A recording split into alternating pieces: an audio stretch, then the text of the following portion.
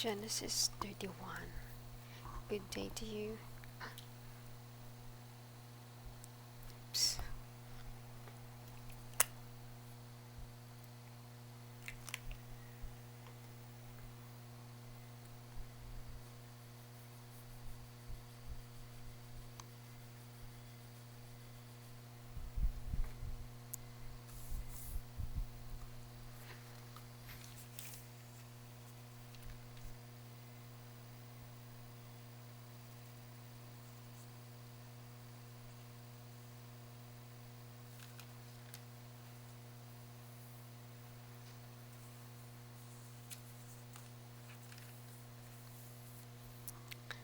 Chapter 31. Genesis chapter 31.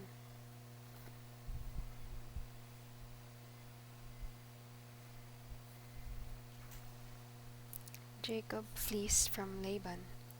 Jacob heard that Laban's sons were saying, Jacob has taken everything that belonged to our father. All his wealth has come from what our father owned. He also saw that Laban was no longer as friendly as he had been earlier. Then the Lord said to him, Go back to the land of your fathers, and to your relatives I will be with you.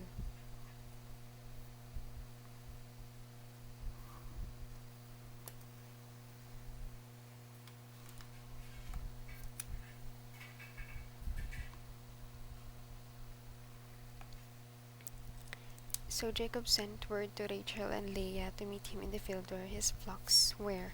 He said to them, I have noticed that your father is not as friendly towards me as he used to be, but my father's God has been with me.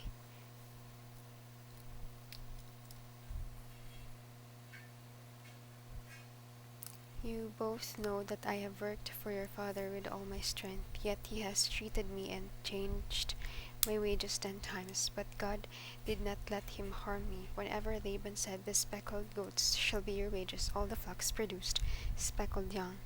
When he said, The striped goats shall be your wages, all the flocks produced striped young.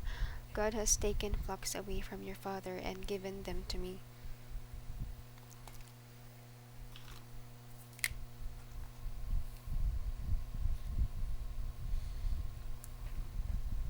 During the breeding season, I had a dream, and I saw that the male goats that were mating were striped, spotted, and speckled. The angel of God spoke to me in the dream and said, Jacob. Yes, I answered. Look, he continued, all the male goats that are mating are striped, spotted, and speckled. I am making this happen because I have seen all that Laban is doing to you. I am the God who appeared to you at Bethel, where you dedicated a stone as a memorial by pouring olive oil on it, and where you made a vow to me. Now get ready to go back to the land where you were born. Rachel and Leah answered Jacob, There is nothing left for us to inherit from our father. He treats us like foreigners. He sold us, and now he has spent all the money he was paid for us. All this wealth which God has taken from our father belongs to us and to our children. Do whatever God has told you.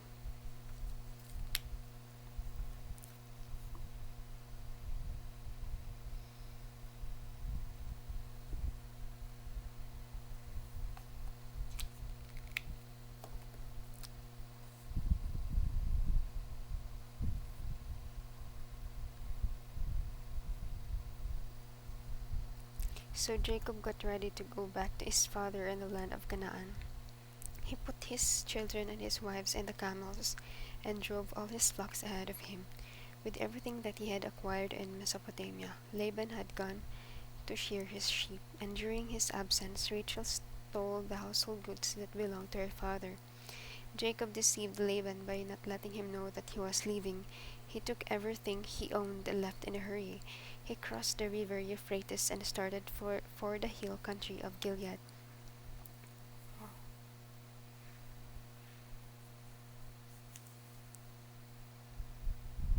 Wow, ang dami. Laban pursues Jacob. 3 days later, Laban was told that Jacob had fled. He took his men with him and pursued Jacob for 7 days until he caught up with him in the hill country of Gilead. In a dream that night, God came to Laban and said to him, Be careful not to threaten Jacob in any way. Jacob had set up his camp on a mountain, and Laban set up his camp with his relatives in the hill country of Gilead.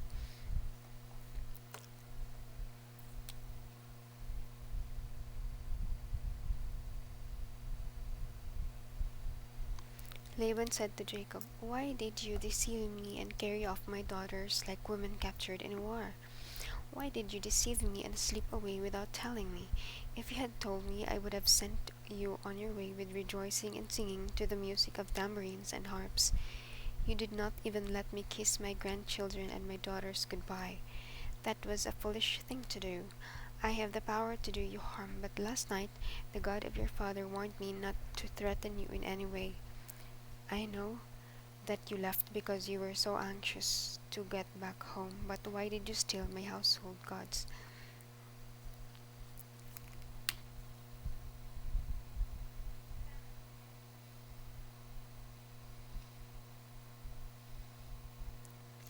Jacob answered, "I was afraid, because I thought you might take your daughters away from me. But if you find that anyone here has your gods, he will be put to death. Here, with our men as witnesses, look for anything that belongs to you and take what is yours." Jacob did not know that Rachel had stolen Laban's gods. Laban went and searched Jacob's tent. Then he went into Leah's tent and the tent of the two slave women, but he did not find his gods. Then he went into Rachel's tent. Rachel had taken the household gods and put them in the camel's saddlebag and was sitting on them. Laban searched through the whole tent, but did not find them. Rachel said to her father, "Do not be angry with me, sir, but I am not able to stand up in your presence. I am having my monthly period." Laban searched, but did not find his household gods. Then Jacob lost his temper. "What crime have I committed?" he asked angrily. "What law have I broken that gives you the right to hunt me down? Now that you have searched through all my belongings, what household article have you found that belongs to you? Put it out here where your man and mine can see it, and let them decide which one of us is right. I have been with you now for 20 years. Your sheep and your goats have not failed to reproduce, and I have not eaten any rams from your flocks. Whenever a sheep was killed by wild animals, I always bore the loss myself. I didn't take it to show to you that it was not my fault. You demanded that I make good anything that was stolen during the day and during the night. Many times I suffered from the heat during the day and from the cold at night. I was not able to sleep. I was like that for the whole 20 years I was with you. For 14 years I worked to win your 2 daughters, and 6 years to your flocks, and even then you changed my wages 10 times. If the God of my fathers, the God of Abraham and Isaac, had not been with me, you would have already sent me away empty-handed. But God had seen my trouble and the work I have done, and last night he gave his judgment."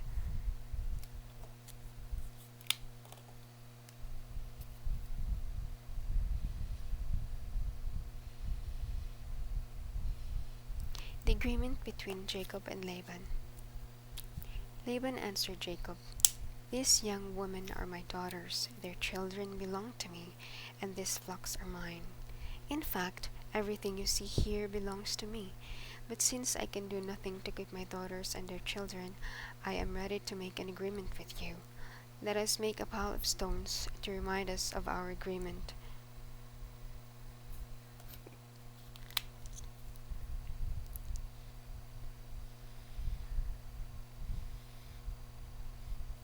So Jacob took a stone and set it up as a memorial. He took his men to gather some rocks and pile them up.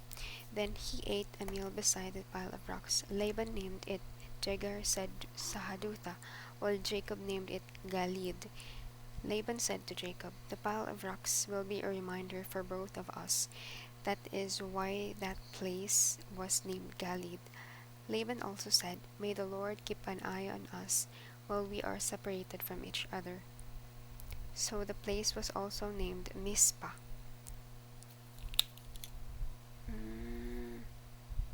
Dito pala.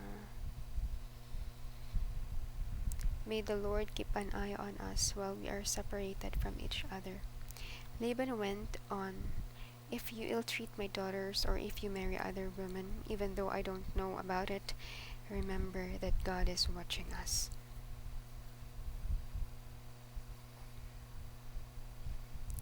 Here are the rocks that I have piled up between us, and here is the memorial stone. Both this pile and this memorial stone are reminders. I will never go beyond this pile to attack you, and you must never go beyond it and beyond this memorial stone to attack me. The God of Abraham and the God of Nahor will judge between us. Then in the name of the God whom his father Isaac worshipped, Jacob solemnly vowed to keep his promise.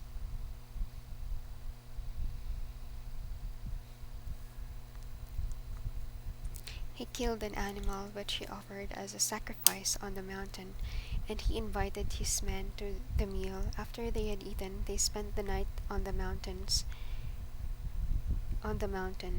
Early the next morning, Laban kissed his grandchildren and his daughters goodbye and left to go back home.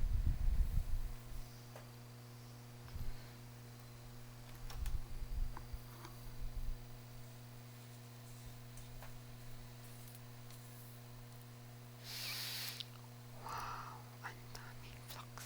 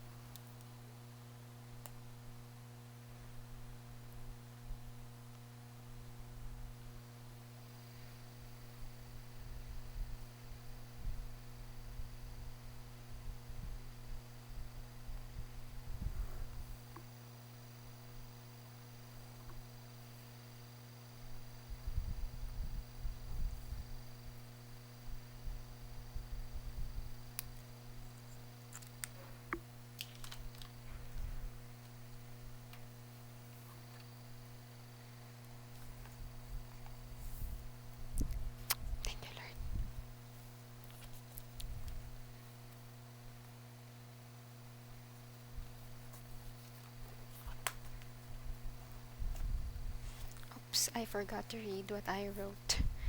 God told Jacob in his dream to go back to his father's land, Canaan. And Jacob obeyed. Laban went after Jacob and his family without hurting him when God warned Laban in his dream. Through the pile of rocks, Jacob and Laban made the covenant of being good to each other, remembering that God is always on watch. Verses to ponder. Today I am the God who appeared to you at Bethel, where you dedicated a stone as a memorial by pouring olive oil on it, where you made a vow to me. Now get ready to go back to the land where you were born. Genesis 31 verse 13. But God has seen my trouble and the work I have done, and last night he gave his judgment. Genesis 31 verse 42.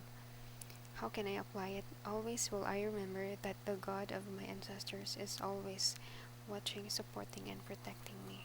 Amen.